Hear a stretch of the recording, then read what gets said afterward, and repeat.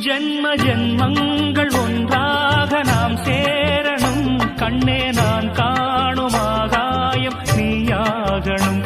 என்றும் ஓயாது ஓயாது உன் ஞாபகம். நாளும் உன் பார்வைதானே என் சூரியோதயம். அன்பே